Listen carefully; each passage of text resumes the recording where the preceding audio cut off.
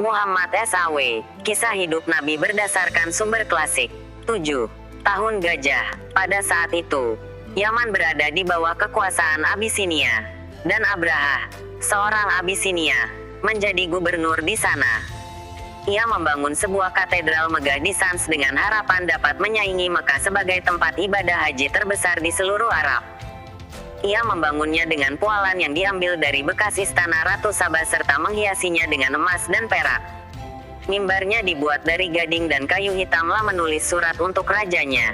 Negus, wahai raja, aku telah membangun sebuah gereja untukmu.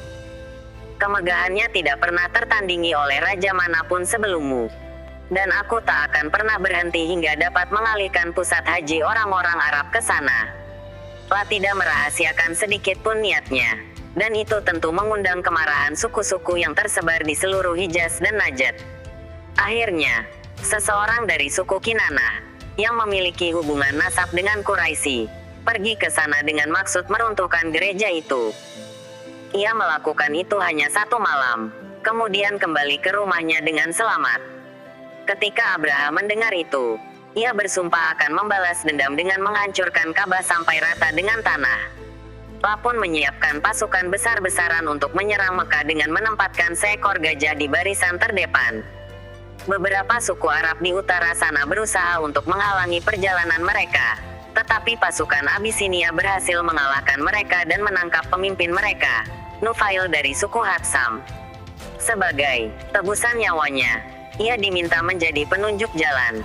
Ketika pasukan itu sampai di Taif, orang-orang Thaqif keluar menemui mereka.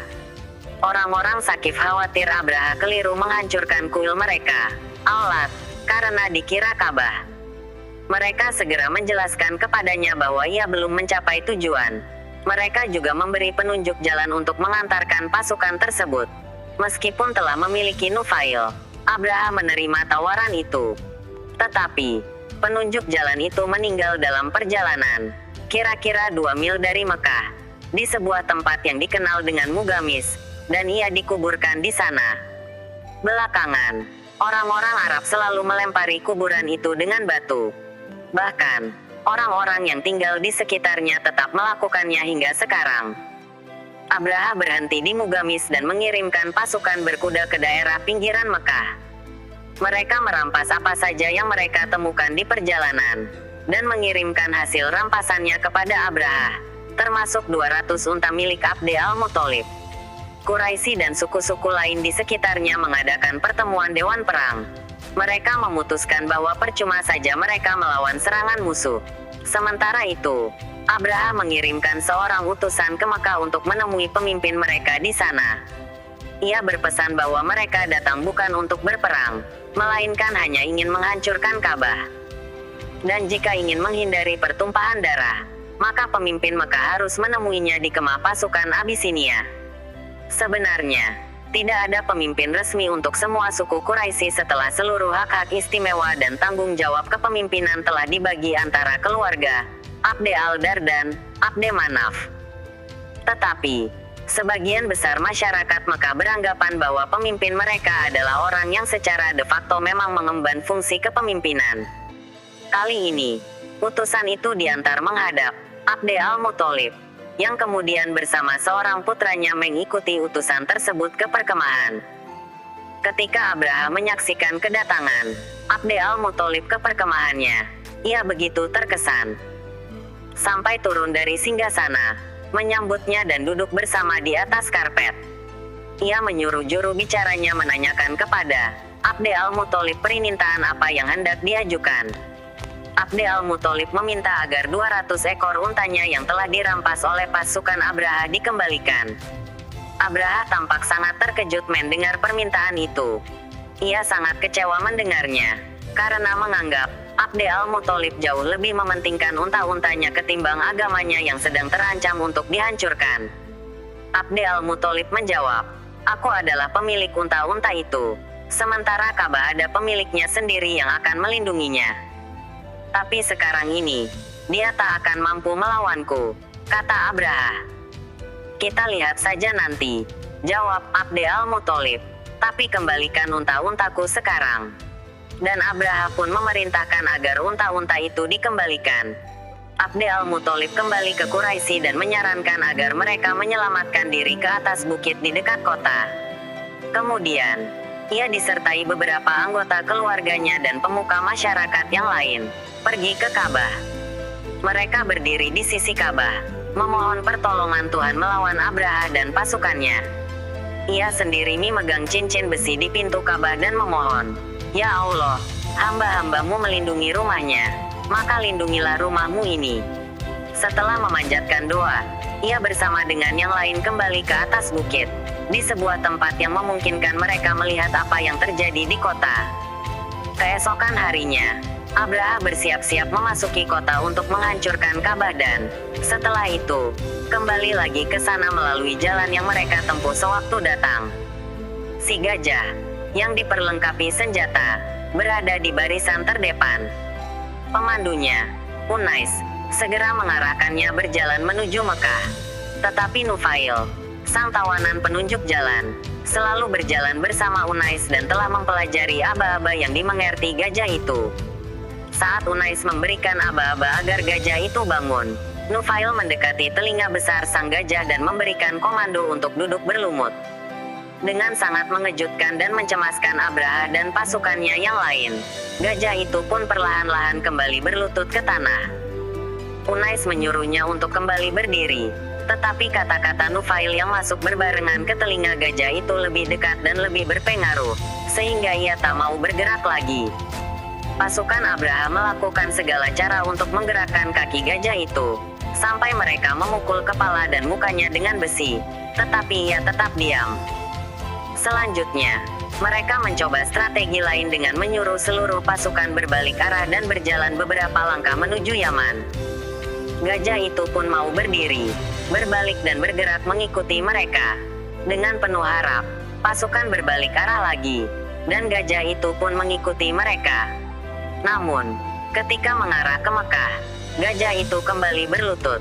Sebenarnya, itu sudah pertanda yang sangat jelas bahwa mereka tak akan berhasil maju selangkah pun. Namun, Abraha telah dibutakan oleh ambisi pribadinya atas kejayaan tempat ibadah yang dibangunnya dan oleh nafsu untuk menghancurkan saingan besarnya. Jika mereka kembali lagi ke tempat kediamannya, mereka pasti akan luput dari sebuah bencana besar. Tetapi, mereka telah terlambat. Langit di ufuk barat menghitam pekat, dan suara-suara gemuruh terdengar dengan suara yang makin menggelegar.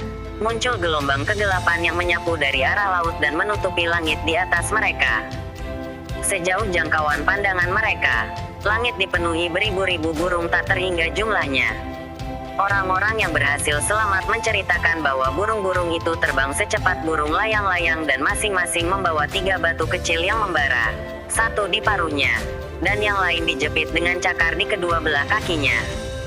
Burung-burung itu menukik ke arah barisan, sambil menjatuhkan batu-batu itu, yang kemudian meluncur keras dan cepat menembus setiap baju. Setiap batu yang mengena pasukan, langsung mematikan. Mereka langsung jatuh terkapar dan tubuhnya langsung membusuk. Ada yang membusuk dengan sangat cepat, ada pula yang perlahan-lahan.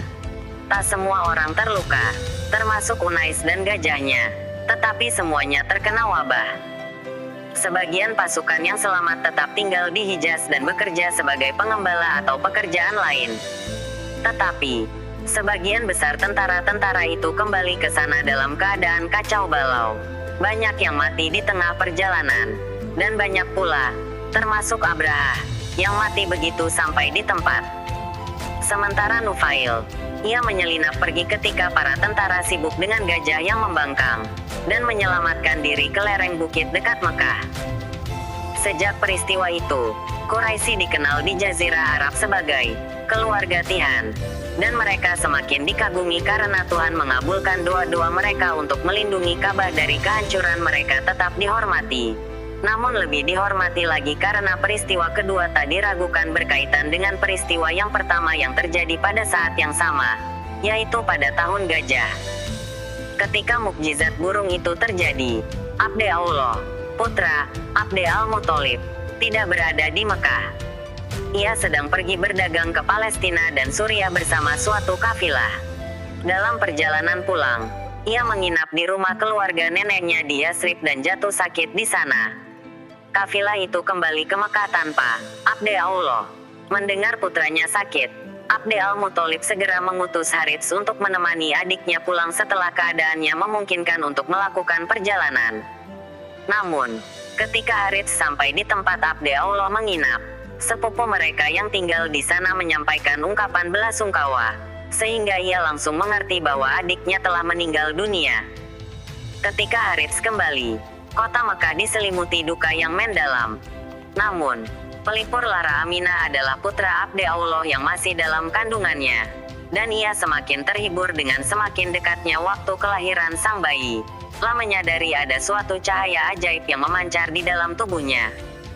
Pada suatu hari, cahaya itu bersinar terang benderang, hingga dengan cahaya itu ia dapat melihat kastil-kastil Bostra di Suriah. Ia mendengar suara, "Engkau mengandung seorang pemimpin seluruh umat manusia. Jika ia telah lahir, katakanlah, aku menyerahkan perlindungan anak ini kepada Tuhan yang satu dari segala kejahatan orang-orang yang jahat, dan namailah ia Muhammad." Beberapa minggu kemudian, bayi itu pun lahir. Saat itu Aminah tinggal di rumah pamannya. Maka, ia mengirimkan kabar kepada Abd al-Muthalib dan memintanya untuk datang menjenguk cucunya yang baru lahir itu. Abd al-Muthalib datang dan menggendong sang cucu tersayang. Ia membawanya ke Ka'bah dan masuk bersamanya ke dalam rumah suci itu. Ia memanjatkan doa syukur kepada Allah atas karunia-Nya. Setelah itu, ia membawanya kembali ke ibunya. Di perjalanan, ia mampir dulu ke rumahnya sendiri.